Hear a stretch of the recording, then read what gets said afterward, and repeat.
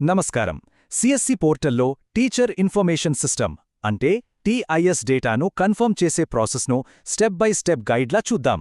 ఈ మొత్తం ప్రక్రియను చాలా సులభంగా ఎలా పూర్తి చేయాలో వివరంగా తెలుసుకుందాం.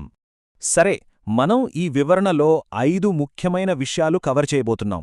పోర్టల్ను ఎలా యాక్సెస్ చేయాలి, 6 ఫామ్లను ఎలా చూసుకోవాలి, ఆ ఎడిట్ అండ్ సేవ్ రూల్ ఏంటి, ఫైనల్గా కన్ఫర్మ్ చేయడం ఎలా, మరి కన్ఫర్మ్ చేశాక ఏమవుతుంది, వీటన్నిటి గురించి మాట్లాడుకుందాం.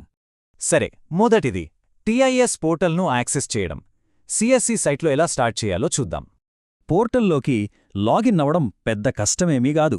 ముందుగా గూగుల్లో అమరావతి టీచర్స్ అని సెర్చ్ చేయాలి.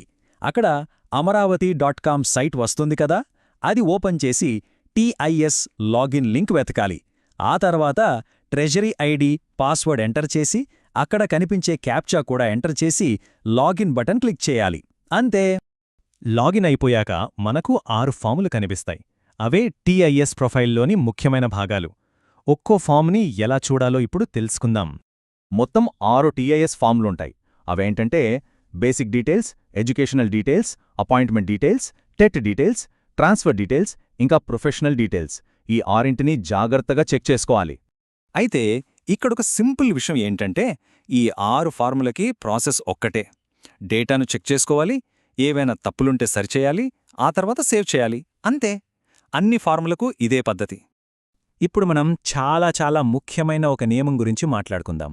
ఇది ఎడిట్ అండ్ సేవ్ రూల్. తప్పులు లేకుండా ప్రాసెస్ పూర్తి చేయాలంటే ఇది ఖచ్చితంగా పాటించాలి. ఒకవేళ ఫామ్లోని డేటా అంతా 100% కరెక్ట్గా ఉంది, అసలు ఎలాంటి తప్పులు లేవు అని అనిపించినా సరే, ప్రతి ఒక్క ఫామ్ పైని ఎడిట్ బటన్ క్లిక్ చేసి ఆ తర్వాత సేవ్ బటన్ను క్లిక్ చేయాల్సిందే. ఇది మస్ట్. ఎందుకంటే అప్పుడే సిస్టమ్ ఆ ఫామ్ను వెరిఫై చేసినట్టుగా గుర్తిస్తుంది. ఇది చాలా ముఖ్యం. ఒకవేళ ప్రతి ఫామ్ను ఎడిట్ చేసి సేవ్ చేయకపోతే ఏమవుతుందో తెలుసా? చివరిలో కన్ఫర్మ్ బటన్ పనిచేయదు. దయచేసి అన్ని ఫారంలను సబ్మిట్ చేయండి అని ఒక ఎర్ర మెసేజ్ వస్తుంది. సో ఈ స్టెప్ని అస్సలు స్కిప్ చేయకూడదు. ఇక్కడ చాలా మందికి ఒక డౌట్ వస్తుంది. సేవ్ బటన్ క్లిక్ చేయగానే స్క్రీన్ మీదున్న డేటా మాయమైపోతుంది. అయ్యో, డేటా పోయిందేమో అని కంగారు పడక్కర్లేదు. అది నార్మల్. డేటా అంతా సర్వర్లో సేఫ్గా సేవ్ అయిపోయిందన్నమాట. సరే, 6 ఫామ్లను ఎడిట్ చేసి సేవ్ చేశాక మనం ఫైనల్ స్టెప్కి వచ్చేశాం. అదే ప్రివ్యూ ఇంకా ఫైనల్ కన్ఫర్మేషన్. ఇక్కడ్నుంచిక వెనక్కి వెళ్లలేం. ఈ ఫైనల్ స్టెప్లో ఏం చేయాలో చూద్దాం. ముందుగా చివరి ఫారం అంటే ప్రొఫెషనల్ డీటెయిల్స్ దగ్గరికి వెళ్ళాలి. అక్కడ ప్రివ్యూ బటన్ ఉంటుంది, అది క్లిక్ చేయాలి. ఇప్పుడు మొత్తం డేటాను 1కి 2 సార్లు జాగ్రత్తగా చెక్ చేసుకోవాలి. తర్వాత ప్రింట్ బటన్ క్లిక్ చేసి ఒక పీడీఎఫ్ కాపీని రికార్డ్ కోసం సేవ్ చేసుకోవడం చాలా మంచిది. అంతా ఓకే అనుకున్నాక కన్ఫర్మ్ బటన్ నొక్కాలి. అప్పుడు ఒక ఓటీపీ, క్యాప్చా వస్తాయి. అవి ఎంటర్ చేసి సబ్మిట్ చేస్తే సరిపోతుంది. ఫైనల్ సబ్మిషన్ను వెరిఫై చేయడానికి రిజిస్టర్ అయిన మొబైల్ నంబర్కి సిస్టమ్ ఒక 1 టైం పాస్వర్డ్ అంటే ఓటీపీని పంపుతుంది. ఇది ఒక సెక్యూరిటీ స్టెప్ అన్నమాట. డేటా అంతా కన్ఫర్మ్ అయిపోయాక ఆ తర్వాత ఏమవుతుంది, సిస్టంలో ఎలాంటి మార్పులొస్తాయో ఇప్పుడు చూద్దాం. ఒక్కసారి కన్ఫర్మ్ చేశారంటే డేటా ఫ్రీజ్ అయిపోతుంది. అంటే అది లాక్ అయిపోతుంది. ఆ తర్వాత లాగిన్ అయ్యి ఎలాంటి మార్పులు చేయడానికి వీలుండదు.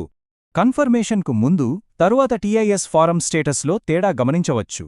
కన్ఫర్మ్ చేయకముందు ఎడిట్, సేవ్ బటన్లు యాక్టివ్గా ఉంటాయి. కన్ఫర్మ్ చేశాక ఆ 2 బటన్లు డిజేబుల్ అయిపోతాయి. మరి భవిష్యత్తులో ఏవైనా మార్పులు చేయాల్సొస్తే ఎలా? అప్పుడు డీడీఓ అంటే డిప్యూటీ డిస్ట్రిక్ట్ ఆఫీసర్ లాగిన్ ద్వారా మాత్రమే మార్పులు చేయడం కుదురుతుంది. ముగించే ముందు ఒక ముఖ్యమైన ప్రశ్న. సేవ్ చేసుకున్న పీడీఎఫ్లోని ప్రతి ఒక్క వివరమూ 100కి 100% కరెక్ట్గా ఉందా? ఫ్రీజ్ చేయడానికి అంతా సిద్ధంగా ఉందా? ఎందుకంటే ఒక్కసారి డేటా ఫ్రీజ్ అయిందంటే మార్పులు చేయడం చాలా కష్టం. అందుకే ఆ చివరి బటన్ నొక్కే ముందు అన్నీ 1కి 2 సార్లు చెక్ చేసుకోవడం చాలా ముఖ్యం.